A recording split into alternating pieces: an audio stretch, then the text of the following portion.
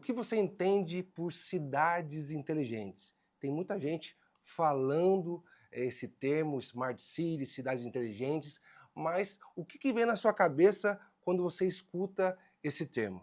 Inevitavelmente, quando a gente fala de Smart Cities, a gente pensa em tecnologia, a gente pensa em um governo digital. Isso é verdade. Mas uma cidade inteligente, ela não se resume simplesmente em tecnologia. Você pode ter os melhores meios de comunicação, a melhor tecnologia, mas se ela não servir para que de fato ela existe, ela vai ter pouca função e não vai ser inteligente. O princípio de uma cidade inteligente são as pessoas. Afinal de contas, a cidade só é cidade por conta das pessoas. Você pode ter prédio, você pode ter rua, você pode ter o que for, mas se não tiver as pessoas habitando nesse espaço, não vai ser uma cidade. Então, cidade inteligente é quando você usa os meios tecnológicos, seja eles avançados ou não, para o simples fato de levar transformação e qualidade de vida às pessoas. Ou seja, o foco de uma cidade inteligente são as pessoas. E o que a gente mais vê geralmente nessas grandes feiras, nesses eventos de cidades inteligentes, é a exposição de muita tecnologia, de muita solução para as diversas áreas, para a área de mobilidade, de saneamento, de segurança. Agora eu volto a repetir, não é a tecnologia que faz de uma cidade inteligente. É assim como você vai usar essa tecnologia para que a cidade de fato seja inteligente. E o que eu gostaria de apresentar para você hoje aqui? 3 importantes módulos da cidade inteligente. Primeiro, gestão por evidência. Participação cidadã e planejamento a longo prazo. Poxa, Caio, você não vai falar de tecnologia? Não, tecnologia é um meio, tem muita gente já falando por aí. Se você não entender essas 3 coisas primordiais, você não vai conseguir se preocupar e planejar uma cidade inteligente. Primeiro, gestão por evidência. Gestão por evidência nada mais é do que você pegar os dados de uma cidade, fazer o cruzamento disso para que isso vire informação e consiga tomar as decisões precisas a favor da população. É importante dizer, a cidade é um universo de dados. Todo movimento que você faz numa cidade, a hora que você pega um ônibus, a hora que você vai num posto de saúde, que você leva o seu filho na escola, que você faz uma compra, cada movimento que você faz em uma cidade gera um dado. A grande dificuldade é que esses dados geralmente ficam soltos. Esses dados sempre existiram. E a grande inteligência é você captar esses dados e saber fazer a gestão disso, ou o cruzamento disso. Em cima disso, você consegue ter uma maior precisão no seu processo de decisão. Eu vou dar alguns exemplos aqui de que a gente realizou enquanto eu fui prefeito em Mogi das Cruzes. A gente passou por um momento de pandemia no planeta todo. E um dos pontos muito afetados foi a questão social.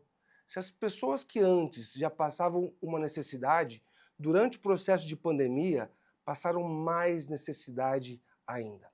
Então, como suprir essa necessidade, essa demanda que o município muitas vezes não estava preparado? Um outro ponto atingido foi também os agricultores familiares. Esse grupo, lá em Mogi das Cruzes, o seu maior cliente é a prefeitura. Por quê? Existe o PNAE, né, que obrigatoriamente uma porcentagem do gasto de merenda tem que ser com agricultura familiar.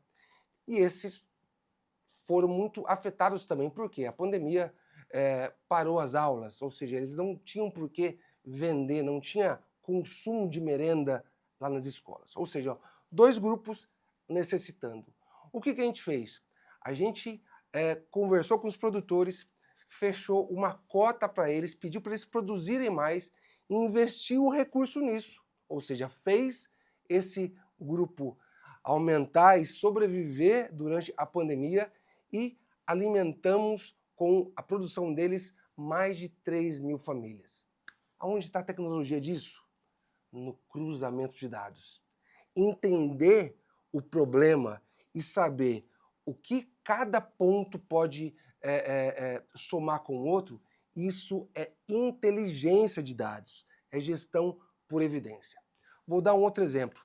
A gente tem uma malha viária em Mogi das Cruzes muito antigas. O asfalto, ele necessariamente tem uma durabilidade, uma vida útil de 8 a 10 anos. Isso é um estudo, isso é um dado científico, é uma prova. Bom, nós tapávamos 130 buracos por dia. Era muito buraco. Então a gente pegou o dado, levantou qual que era a idade média do asfalto da nossa cidade. Paralelo a isso, a gente começou a perceber, por meio de dados, que estava ficando mais caro você tapar buraco do que recapear a pista inteira.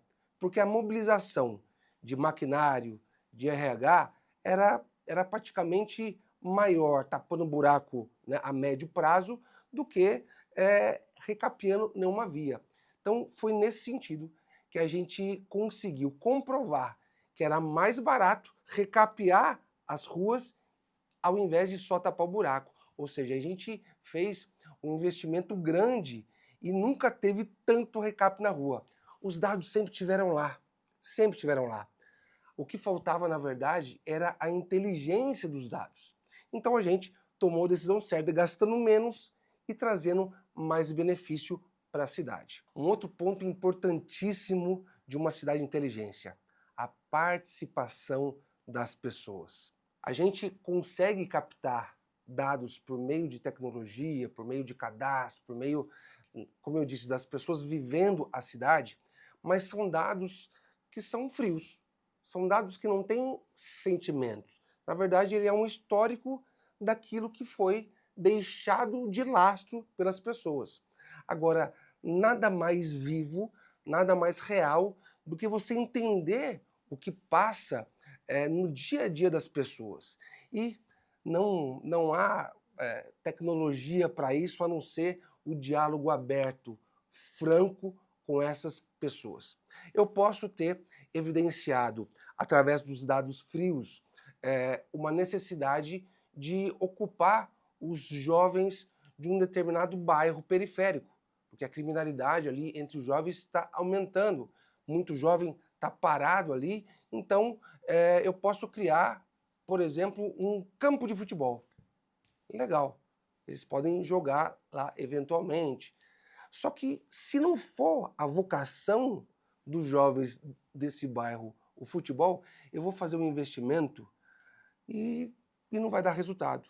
Então, nada melhor do que a gente visitar e ouvir a população. Mais do que a precisão também nesses dados, tem a questão muito humana da coisa, porque a partir do momento que a pessoa ela começa a discutir, a participar, a contribuir com o que ela quer no seu bairro, na sua praça, no seu quarteirão, qual o equipamento que ela mais precisa ali, evidentemente você cria um sentimento dela de pertencimento. Tem alguns casos muito interessantes no Brasil. O prefeito foi lá e construiu uma praça linda, colocou quadra de basquete, brinquedo lá para os idosos e o negócio ficou bonito. Em menos de uma semana, o espaço estava destruído. Puxa, a população não valoriza o que a prefeitura fez. Também. Mas a partir do momento que você conversa com a população para entender o que ela quer naquele espaço, né, e começa a fazer em parceria com eles, além deles eles se sentirem pertencentes à construção daquilo, eles vão ajudar a cuidar. Porque eles cuidam daquilo que eles construíram. Eles cuidam daquilo que pertence a eles. Então, esse é um dos grandes diferenciais. Eu vou dar alguns exemplos aqui que aconteceu também lá na cidade onde eu fui prefeito. Por exemplo, o Centro de Lutas, um trabalho que na verdade ele já existia, mas era muito tímido, então a gente pegou uma quadra poliesportiva que estava destruída há anos, que era ocupada pelo crime, para uso de droga, né, por aí vai. A gente ocupou esse espaço, deu um talento ali, reformou, colocou os equipamentos, tanto de tatame, saco de boxe, ringue, e fez ali um grande centro de lutas. Resultado disso, mais de 400 jovens, adolescentes e crianças por dia passam nesse espaço. São jovens e adolescentes que a gente tirou da rua, tirou ele do risco do alvo da criminalidade. Ou seja, alguns dali são campeões, talvez alguns, até poucos, mas o grande fato é que por meio do esporte a gente entendeu que eles já tinham uma vocação para fazer um espaço de centro de lutas. E tudo ali foi feito no detalhe, no capricho, com dados técnicos, mas com informações que a própria população, que os próprios jovens e adolescentes passaram. E assim, obviamente, a gente também fez com as crianças no espaço de brincar, no Parque Natu, e até tem uma história muito bonita, quando a gente criou a primeira escola com piscina da nossa cidade. A gente colocou ela na periferia. A gente entendeu ali no meio das pessoas que muitas delas, até adultos, nunca tinham entrado numa piscina. Talvez a maior experiência que eles tiveram com isso foi uma enchente na porta da sua casa. E a gente, ouvindo ali eles achavam que ter uma piscina era só para gente rica, só para gente mais abastada, ou para bairros onde a classe social é mais alta. Então a gente levou dignidade para essa população e fez com que eles se sentissem mais valorizados. Piscina não é só lazer, mas piscina dá dignidade, é esporte, também é qualidade de vida. E aí não só para os alunos, mas sim para toda a população daquele bairro de Jundiapeba. Ou seja, ouvir as pessoas é muito importante também no processo de decisão. Quando você junta dado técnico, as informações que a população passa, cria isso. E fechando esse elemento importante, a gente conseguiu, em 2 bairros da nossa cidade, criar o plano de bairro, junto com a população. Ou seja, a gente fez o diagnóstico do bairro, junto com as pessoas, e começou a ouvir e obviamente, a conduzir para que seja também assertivo e não seja só um sonho, mas as pessoas elas têm hoje um plano de bairro. Isso faz com que possa passar o governo e elas têm um destino a médio e longo prazo para cobrar do seu vereador, para cobrar do próximo prefeito o que elas querem com clareza para o bairro delas. Outro ponto importantíssimo para uma cidade inteligente, principalmente não só na solução dos problemas diários e já existentes, mas também para que a cidade não tenha os mesmos problemas. Toda cidade, quando ela vai crescendo, você pode perceber isso. Aumenta o número de enchente, o número do trânsito, o número da criminalidade e também da desigualdade social. Isso são consequências de uma cidade que cresceu, que inchou, mas não preparou o seu desenvolvimento. Para uma cidade desenvolver, ela precisa ser planejada. Aliás, tudo na nossa vida, quando não é planejado, tem a sua consequência ruim. Então, aquelas pessoas na sua vida pessoal que querem ter uma melhor qualidade de vida, ela se planeja, ela estuda, ela se prepara para um trabalho, e assim também é numa cidade. Não tem como, por exemplo, criar um bairro novo só liberando empreendimento imobiliário. Você tem que pensar na mobilidade dessas pessoas, em quantas famílias que vão ali morar para ser atendida perto lá da sua casa, na saúde, na educação, ou seja, quanto menos as pessoas tiverem que se deslocar pela cidade e tiver a solução para o que ela precisa perto de você, a cidade é mais inteligente. E isso só dá para fazer com planejamento. E aonde que os dados ajudam nisso? Em tudo, principalmente no diagnóstico. Uma cidade que já trabalha com evidência, uma cidade que já tem um potencial e um trabalho da participação das pessoas na tomada de decisão, ela já tem mais ou menos pronto um diagnóstico do que a cidade precisa para os próximos 20 e 40 anos. A grande dificuldade de implementar um planejamento a longo prazo é justamente o risco da descontinuidade. Infelizmente, os políticos no Brasil, eles não pensam a cidade de 20, 30, 40 anos, e sim pensa no seu mandato de 4 anos para se reeleger para o próximo.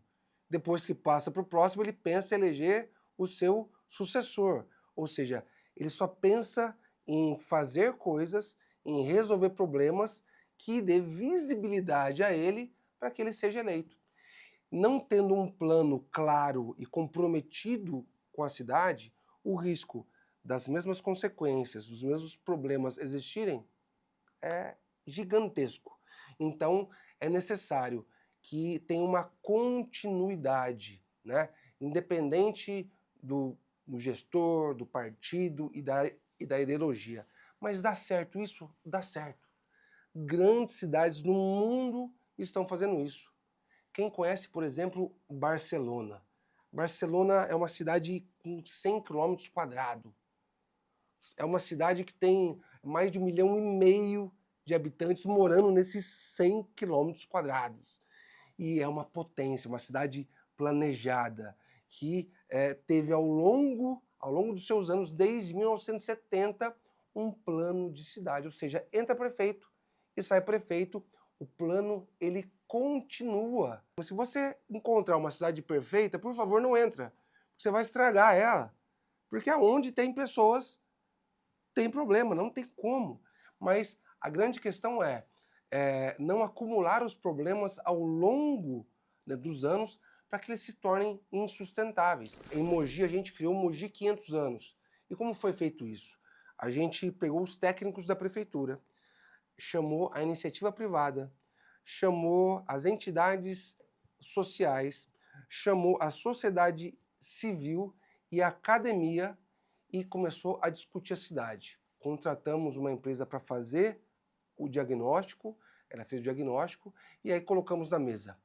Qual a cidade que a gente precisa para os próximos 40 anos? Quando Mogi das Cruzes fizer 500 anos, qual que é a cidade que a gente vai ter? Em cima do diagnóstico, em cima da contribuição da academia, dos empresários, da sociedade civil, do corpo técnico, de especialistas, nós criamos um projeto de metas, um plano de metas para os próximos 40 anos, que não tem a ver com ideologia, não tem a ver com partido, e sim qual é o caminho, qual é o rumo que a cidade precisa se desenvolver para que os mesmos problemas não aconteçam nos próximos anos. Ou seja, para que a população alcance dia após dia, ano após ano, mandato após mandato, uma qualidade de vida melhor. Unindo toda essa informação, dados por gestão de evidência, informação com participação cidadã, todos esses dados gerando um planejamento de longo prazo no meio da tecnologia é um golaço para a cidade. Aí a gente começa a falar de fato que a cidade é inteligente e não fica só no discurso. A cidade inteligente é aquela que pensa nas pessoas. Qual que é a cidade, não que a gente quer, mas que a gente precisa também para os nossos filhos daqui a 40 anos. Ela começa a ser construída agora com a sua participação na sociedade e também na cobrança efetiva aos gestores públicos de todo o Brasil. Vamos para cima. Fundação Juntos Podemos, construindo pontes e transformando a política.